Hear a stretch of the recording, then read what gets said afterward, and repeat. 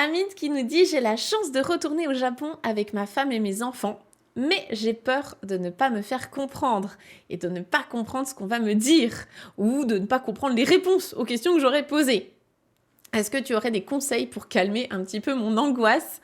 Alors déjà, Hamid, c'est génial que tu puisses retourner au Japon. Je suis très très contente pour toi. Ça veut dire que tu vas pouvoir mettre en pratique tout ce que tu as vu dans la formation Objectif Japon. Ça y est, ça va être le grand bain. Et tu vas être aussi un petit peu, tu vois, le porte-parole de ta femme et de tes enfants. J'imagine que tu es le seul à apprendre le japonais dans ta famille, donc c'est toi qui vas avoir la responsabilité de tout ça. Je trouve que c'est un très bel objectif d'avoir ta deadline. Tu sais qu'à telle date, tu pars au Japon, donc il faut que tu aies bien avancé dans la formation. Maintenant, on va parler de plein de choses, parce que j'ai vraiment beaucoup de choses à te dire sur tout ça. La première chose, c'est que les Japonais te seront toujours extrêmement reconnaissants d'apprendre leur langue. Il faut bien se mettre à leur place. Le japonais, c'est une langue qui n'est parlée que au Japon. C'est la langue nationale du Japon et c'est tout.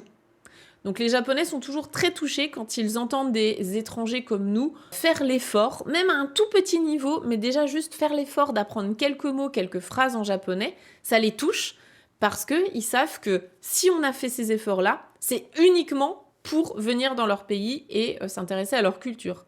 Donc déjà ça, un japonais sera toujours reconnaissant. Ils ne vont jamais te juger, ils ne vont jamais se moquer de toi. D'autant plus qu'eux-mêmes se considèrent nuls en langue. L'enseignement de l'anglais au Japon, c'est assez catastrophique. Ils le savent. Donc vraiment, ils vont tout faire pour te mettre bien à l'aise et pour t'encourager. Et souvent, ils vont te dire que tu parles bien japonais.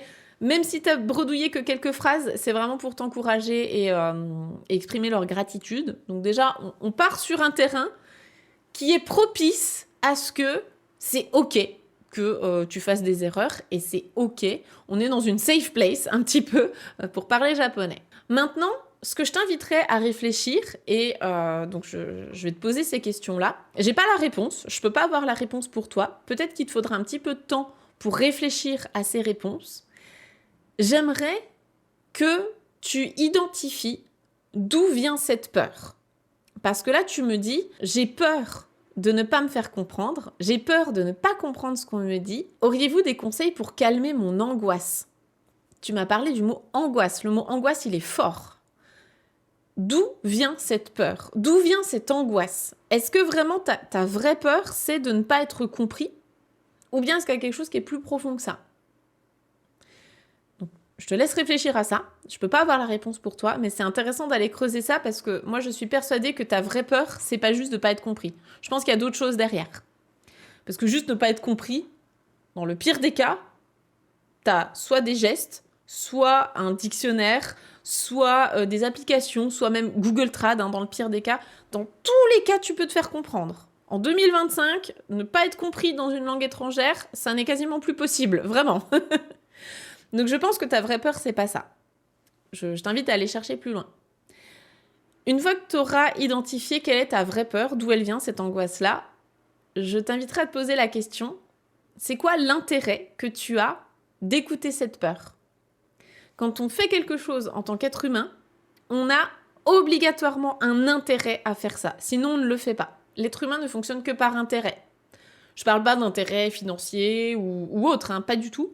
Je parle vraiment d'intérêt de je reste dans ma zone de confort parce que ça m'empêche, ça m'évite de ça me protège de Donc je t'invite à aller chercher ça.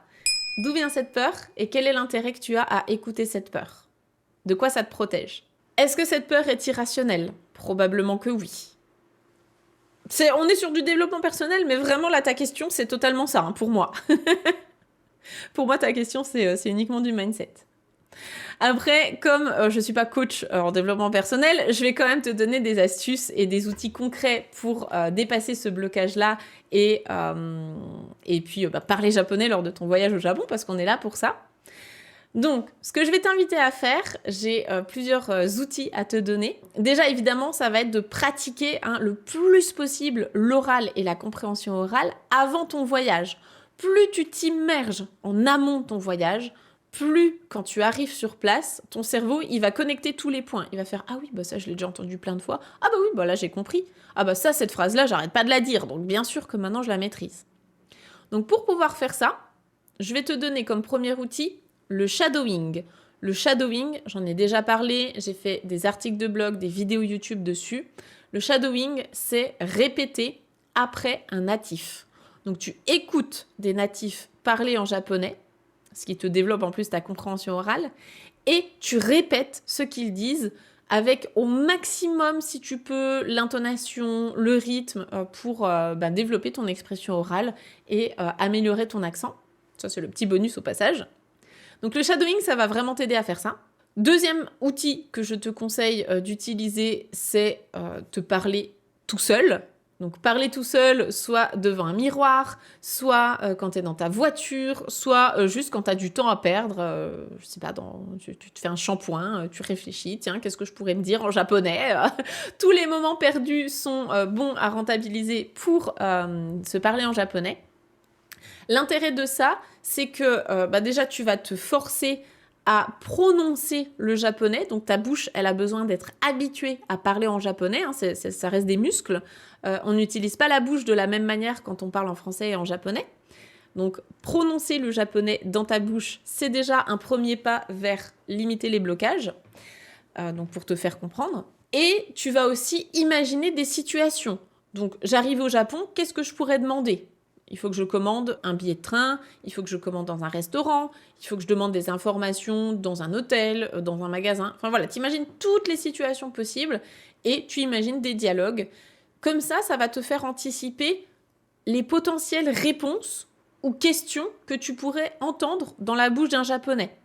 Faire cet effort-là en avance, ça va te permettre qu'une fois sur place, tu vas te dire « Ah bah oui, dans cette situation, il va probablement me répondre ça. » Ou en tout cas, je m'attends à avoir ces mots-clés-là. Et en fait, une fois sur place, ça va connecter les points et tu vas te dire « Ah ouais, là, j'ai entendu le mot-clé et, et vraiment, ça aide. » Stop! Si tu regardes cette vidéo, c'est probablement que tu prévois un prochain voyage au Japon. Je suis ravie pour toi et je te souhaite vraiment d'en profiter du mieux possible, mais pour en extraire le maximum et avoir la plus belle expérience possible de manière authentique et connectée avec les Japonais, eh bien, je ne peux que te recommander d'acquérir les bases de la langue. Si tu as besoin d'aide, j'ai créé un guide pour débutants que tu peux télécharger gratuitement via le premier lien dans la description. Ce guide, il te donnera toutes les bases à maîtriser en vue de ton voyage, donc les phrases typiques, comment construire justement tes premières phrases, le vocabulaire et les kanji essentiels pour un voyage au Japon et comment mémoriser aussi les kanas facilement. Je t'ai compilé tout ça dans mon guide pour débutants. Il est disponible gratuitement, tu reçois ça dans ta boîte mail et tu peux le lire tranquillement. Tu peux même l'emmener directement au Japon vu qu'il est au format PDF, tu peux le glisser sur ton téléphone, ça prend pas de place dans la valise. Donc pour être sûr de ne pas oublier, télécharge-le tout de suite et ensuite reprends tranquillement ta vidéo.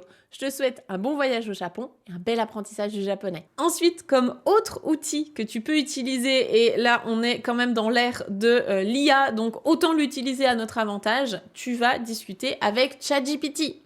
ChatGPT, version gratuite, il fait déjà très très bien le taf. Tu vas pouvoir discuter avec lui un petit peu chaque jour. Tu peux lui demander de créer des dialogues adaptés à ton niveau. Tu peux même lui dire « j'aimerais réviser ce vocabulaire-là ». Donc tu lui donnes la liste du vocabulaire que tu veux réviser et tu lui demandes de créer une interaction avec toi, donc question-réponse. Tu peux lui dire « mets-toi dans la peau d'un japonais, je sais pas, dans une gare et j'ai besoin de commander un billet de train ». Donc tu peux vraiment l'utiliser à ta convenance. Comme autre outil, évidemment, je t'invite à venir participer à nos ateliers sur Zoom. Ils sont là pour ça dans Objectif Japon. Je vous rappelle qu'on a quand même plus de 5 ateliers par semaine, chaque semaine, toute l'année, pour pratiquer votre japonais. Donc venez, c'est fait pour. Si vous ne pouvez pas venir en direct, venez assister au moins, regarder les replays. Ils sont là pendant une semaine, c'est fait pour. Donc participer aux ateliers d'oral sur Zoom, ça permet toi de débloquer ton oral, mais aussi de t'habituer à entendre du japonais et créer des interactions, que ce soit avec le prof ou bien avec les autres élèves. Tu vas pouvoir également discuter en japonais avec tes camarades de classe. Je vous encourage à chaque fois à vous trouver des compagnons de route, c'est pas pour rien, ça sert aussi à ça. Le dernier conseil que je voulais te donner, c'est le plus simple, mais c'est aussi le plus difficile à mettre en place. C'est te lancer. C'est d'y aller. Tu n'as aucun risque, vraiment, tu n'as aucun risque à te lancer, à parler en japonais, à essayer des interactions avec les gens. Tu peux aussi discuter en amont, avant ton voyage, avec des natifs. Donc, on a parlé de tous les outils qu'on peut avoir. Ça peut être aussi tout simplement une application d'échange pour papoter en japonais avec des natifs. Mais concrètement, tu n'as aucun risque. Ta vie n'est pas en jeu. La vie de tes enfants n'est pas en jeu. Tout va bien se passer. Tu n'as aucun risque à part celui de progresser. Le seul risque que tu prends, c'est effectivement de progresser. Donc je pense que ça vaut le coup d'y aller et de te lancer. Et donc tout ça, c'était pour avant le voyage. Donc au voyage, durant ton voyage, une fois que tu seras sur place au Japon, ce que je te recommande également, c'est de te donner peut-être des petits challenges. Si vraiment tu as du mal à te lancer et que psychologiquement, je ne sais pas, ça bloque, eh bien tu te donnes un petit challenge par jour. Tu peux te dire, le jour 1, je vais demander combien ça coûte dans un magasin. Donc comme ça, tu peux réviser ta phrase en amont, tu prépares ta phrase et puis tu dis « Ok, là, je vais aller demander ça ». Le deuxième jour, tu vas demander où se trouve la gare. Comme ça te laisse le temps de réfléchir à ta phrase, tout ça. Le troisième jour, tu vas demander à quelle heure est le prochain train pour Kyoto ou je ne sais où. Donc tu peux te donner des petits challenges jour par jour. Tu peux aussi préparer ça en amont, pareil, tranquillement, à la maison, en te disant tiens, quelles sont les phrases que je vais être amenée à prononcer une fois que je suis au Japon. Et tu peux préparer tout ça à l'avance. Je vois qu'il y a également des élèves qui réagissent dans le chat. Il y a Nadine, par exemple, qui dit « Moi, quand j'ai préparé mon séjour au Japon, j'avais plutôt peur par rapport au transport. J'ai donc préparé des phrases toutes simples sur ce sujet. » Voilà, ça rejoint ce que je viens de dire, préparer les phrases clés. Tu peux te faire des petites fiches, un petit peu récap sur tel et tel thème, si ça peut te rassurer d'avoir ça dans la poche à ressortir une fois que tu es au Japon. Et il y a Justine qui dit « C'est toujours difficile de se lancer dans une langue dans laquelle on n'a pas l'habitude de parler. Mais pas d'inquiétude, je suis moi-même très timide et j'ai pu discuter un petit peu avec des Japonais. Quand on voyage seul, il y a parfois des papis et des mamies qui viennent nous voir par curiosité, c'est trop mignon, effectivement. Et même si on fait des erreurs, ils ne relèveront pas. Ils vont pas te gêner, c'est ce que je disais vraiment au début. Ils vont être tellement reconnaissants que tu leur parles en japonais qu'il n'y a aucun souci là-dessus. Voilà, même si c'est des erreurs de politesse et tout, vraiment, on a l'excuse d'être étranger, donc ils vont fermer les yeux là-dessus. C'est pas une raison pour faire n'importe quoi, mais en tout cas, si ça part pas d'une mauvaise intention, il n'y a aucun problème là-dessus. Et Lionel qui dit « Les Japonais sont tellement gentils qu'ils mettent à l'aise si tu fais juste l'effort de parler. Ils seront contents. » Je suis 100% d'accord. Donc lance-toi. Lance-toi. Effectivement, René qui dit « Des fois, le plus dur, c'est pas forcément de parler, c'est plutôt de comprendre la réponse. » C'est pour ça que je vous invite à cibler les mots-clés. C'est les mêmes conseils que je vous donne pour passer le JLPT, l'épreuve orale du JLPT. Je pense que j'ai déjà fait aussi des vidéos sur comment développer sa compréhension orale, tout ça.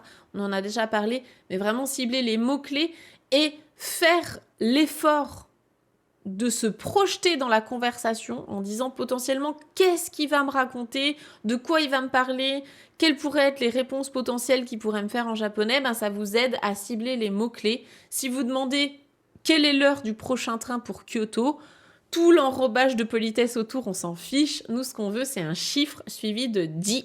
Donc nous, ce qu'on veut, c'est le mot-clé avec l'heure. C'est que ça. C'est pareil au GLPT, c'est pareil dans la vraie vie, on cible les mots-clés pour comprendre ce qu'on nous dit. En tout cas, Hamid, j'espère que tu passeras un beau voyage, que tu seras le porte-parole de ta famille et que vous allez pouvoir vous construire des souvenirs inoubliables en famille. Bravo à toi pour de te lancer dans l'apprentissage du japonais et raconte-nous comment ça se sera passé. On a hâte d'avoir de tes nouvelles.